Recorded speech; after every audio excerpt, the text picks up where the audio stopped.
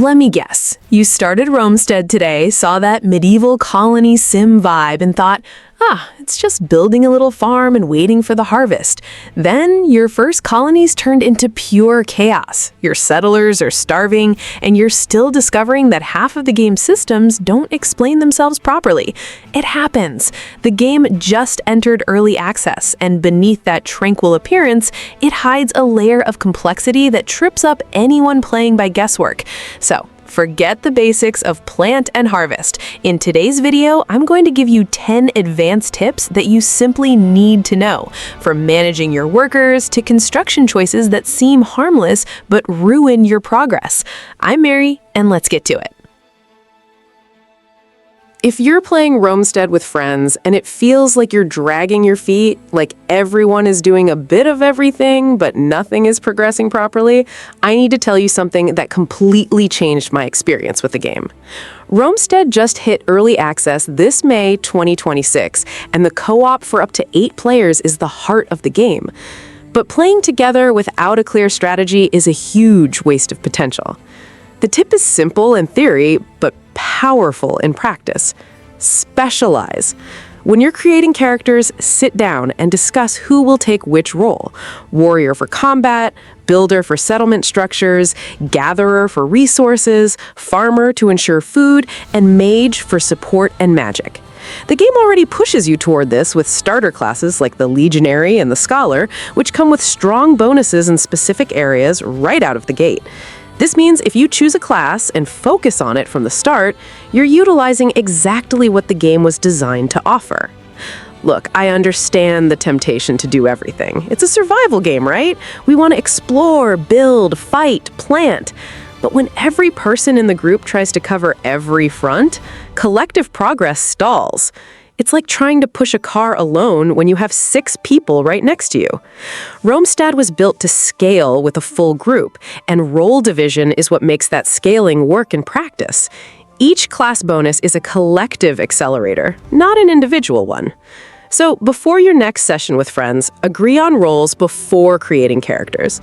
It doesn't have to be rigid forever. The game has flexibility for you to evolve other skills over time, but having that direction early on makes a huge difference in how fast you'll unlock buildings, explore dungeons, and advance the story. Who takes which role can be the difference between a thriving colony and a settlement that never takes off. When I started exploring the map, I was focused only on gathering resources alone, chopping wood and mining stone until I was exhausted. It was only when I stopped to talk to some survivors lost in the ruins that I realized their potential. They aren't just decorative NPCs, but key pieces to optimize everything in your camp. The secret is actually recruiting these citizens and assigning them useful functions. Every survivor you find has a latent ability, and by assigning a profession, you turn a simple follower into a productive worker. I started by grabbing a blacksmith to fix my weapons, but it was the carpenter who really revolutionized my gameplay. Seeing him building walls and structures while I'm out exploring is something that saves hours of manual labor every day.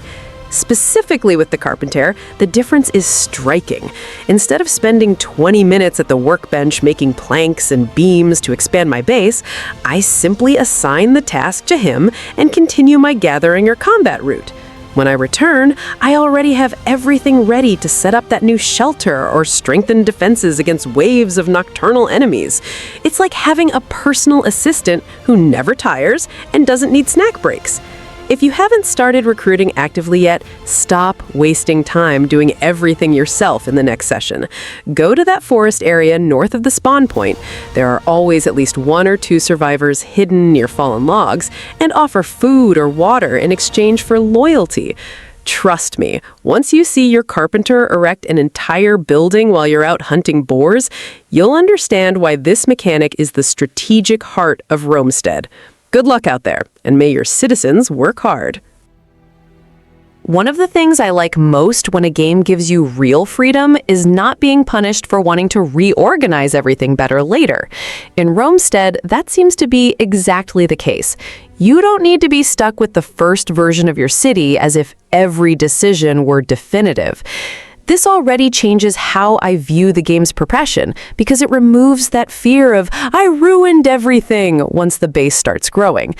The tip here is simple but very strong. Move your workstations whenever you need to. If your workbench is poorly positioned, if the city's flow is messy, or if you realized that area could work better with another structure, just pick it up and reposition it. The best part is that you don't lose resources or progress in this reorganization, which makes everything much lighter and smarter to manage. In practice, this makes a huge difference in the game's pacing. I've always thought this type of freedom separates a stiff survival game from one that actually respects the player. Instead of spending time and materials redoing everything from scratch, you can test ideas, change the layout, and adapt the city as new needs arise. This makes building much more organic, almost as if the base were evolving along with your way of playing. So if you're starting in Romestead, don't be afraid to experiment. Set up your city, see what works, and then reorganize without guilt when you think it can be improved. This type of flexibility is great because it rewards planning without punishing curiosity. And for me, that always makes a game more enjoyable. When I started, I worried about switching tools every time I needed to chop a tree or mine a stone, thinking that the animation I saw determined the damage. But the game is much smarter than it seems. It automatically detects if you have the axe or the pickaxe in your inventory and applies the correct bonus, even if the animation looks generic. What impressed me most was realizing that the animation can be deceiving. I've seen my character perform a movement that looked like a sword hitting a tree, and even then, the game recognized I had the axe in my pocket and applied the chopping damage correctly. This means you don't need to keep switching items all the time or have 4 different tools taking up precious slots in your hotbar while exploring the multiplayer world. For those playing on servers with other players, this is gold because it frees up space for more important items like potions, food, and combat weapons. Instead of carrying an axe, pickaxe, saw, and knife all at the same time, you just need the essentials in your inventory, and Romestead takes care of the rest automatically. I tested it several times. Even with the same attack animation, the damage against trees, rocks, and other resources changes according to the correct tool in your inventory.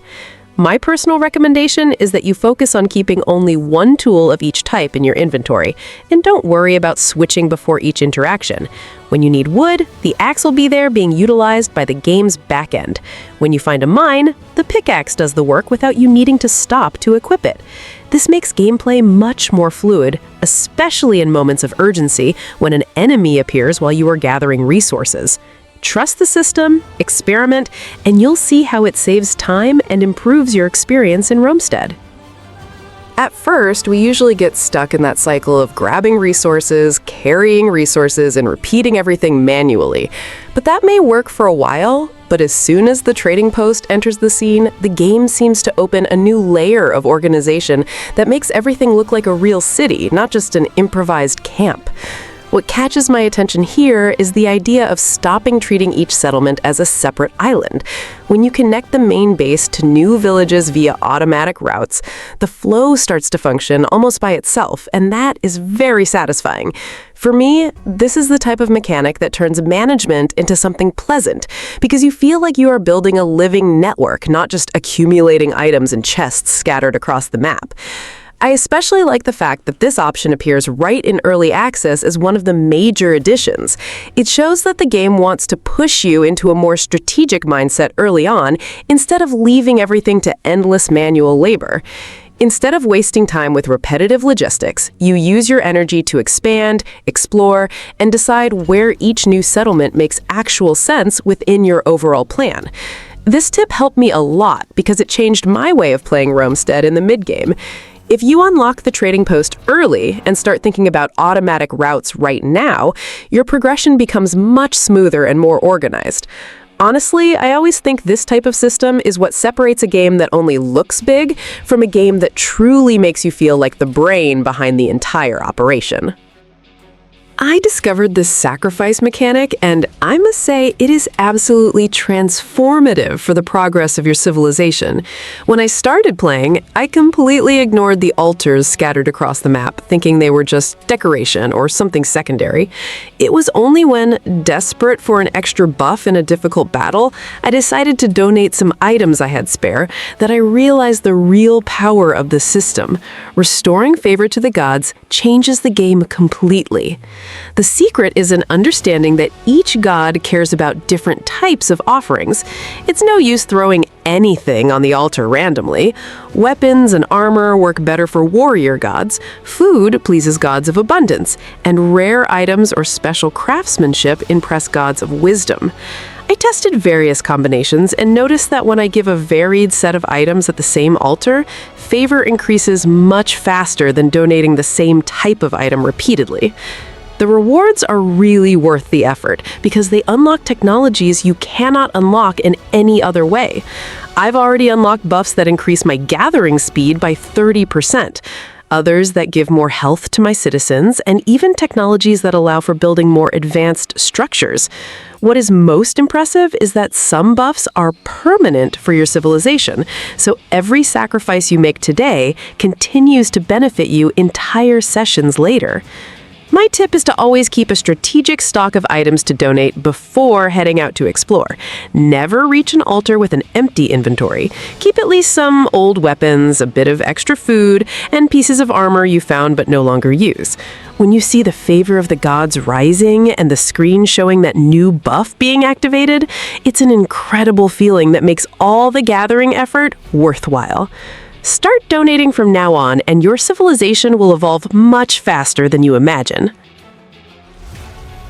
There is something in Romestead that I find especially enjoyable for those who like to make the base feel like home, and it is precisely this cost-free decoration mode. The game is in early access, and this new feature changes quite a bit how we look at space because it takes away that pressure of making a mistake when decorating.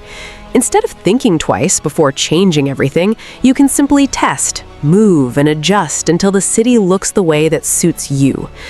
The best part of this is that decoration stops being just a visual detail and becomes part of the experience.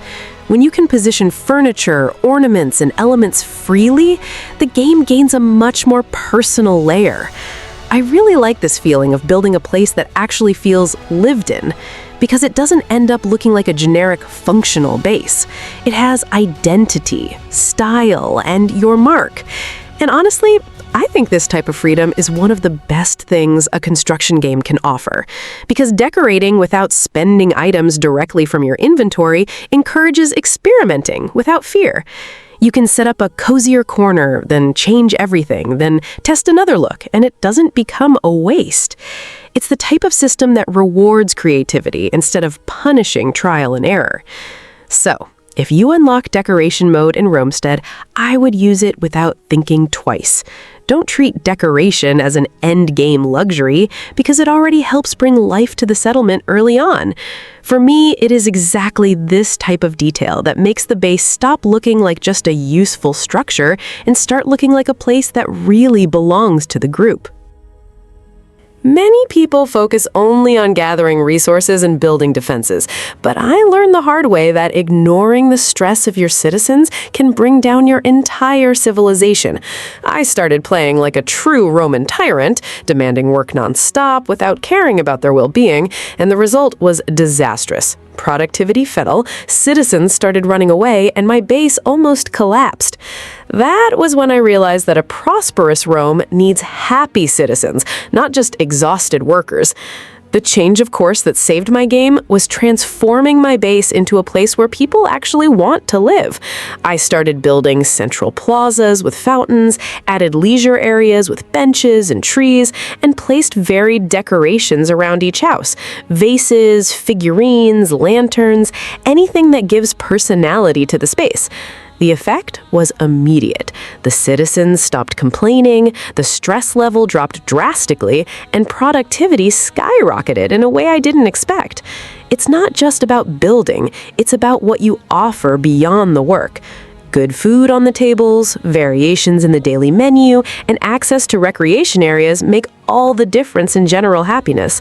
I always keep my kitchens producing varied dishes and never let the basic food stock run out, because well-fed citizens are loyal and work with much more dedication. Their loyalty is directly linked to happiness, and happiness means you don't waste time constantly recruiting new residents. If you want your new Rome to truly thrive in multiplayer, stop treating your citizens like machine parts and start seeing them as people who need quality of life. Invest time in building beautiful plazas, add decorations that bring life to the neighborhood, keep food available and varied. When you see your citizens walking happily through the plazas, talking and working with energy, you understand that this is the true foundation of a winning civilization in Romestead. Exploring the volcanic region feels exactly like the kind of thing that separates those who are just taking a stroll from the player who really wants to face the game head-on. This new biome and early access already comes with a much more aggressive proposal, full of lava, brand new dungeons, and bosses that clearly aren't there to make anyone's life easy. And honestly, I like it when a game pushes you to a place that demands respect. What catches my attention here is that this type of area doesn't give room for improvisation. You don't enter the volcanic region thinking you'll win just on courage, because the game seems to call for real preparation, advanced weapons, and a better reading of the risks. For me, this makes exploration much more interesting, because each step becomes a decision: advance a little more or retreat before the situation goes south. I also think it's very good when a new biome doesn't just serve as a pretty backdrop, but as a real test for the player's progression. New dungeons and more dangerous bosses make this region feel like a milestone within the adventure, almost as if the game were saying, now you've moved past the adaptation phase. And I love this feeling of entering an area where any mistake is costly, because it adds weight to every achievement. So, if you are going to venture into this biome, I would go with a mindset of total preparation, not a casual visit. Take the best equipment you can, observe the terrain calmly, and face each encounter as if it were a real trial by fire. This type of challenge tends to yield the most memorable moments in adventure games, because when you finally win, the victory feels much more yours. Many people focus only on gathering resources and building defenses, but I learned the hard way that ignoring the stress of your citizens can bring down your entire civilization. I started playing like a true Roman tyrant, demanding work nonstop without caring about their well-being, and the result was disastrous. Productivity fell, citizens started running away, and my base almost collapsed. That was when I realized that a prosperous Rome needs happy citizens, not just exhausted workers. The change of course that saved my game was transforming my base into a place where people actually want to live. I started building central plazas with fountains, added leisure areas with benches and trees, and placed varied decorations around each house: vases, figurines, lanterns, anything that gives personality to the space. The effect was immediate. The citizens stopped complaining, the stress level dropped drastically, and productivity skyrocketed in a way I didn't expect. It's not just about building, it's about what you offer beyond the work. Good food on the tables, variations in the daily menu, and access to recreation areas make all the difference in general happiness.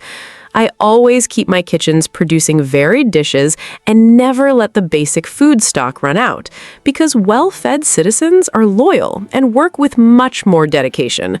Their loyalty is directly linked to happiness, and happiness means you don't waste time constantly recruiting new residents. If you want your new Rome to truly thrive in multiplayer, stop treating your citizens like machine parts and start seeing them as people who need quality of life. Invest time in building beautiful plazas, add decorations that bring life to the neighborhood, keep food available and varied. When you see your citizens walking happily through the plazas, talking and working with energy, you understand that this is the true foundation of a winning civilization in Romestead.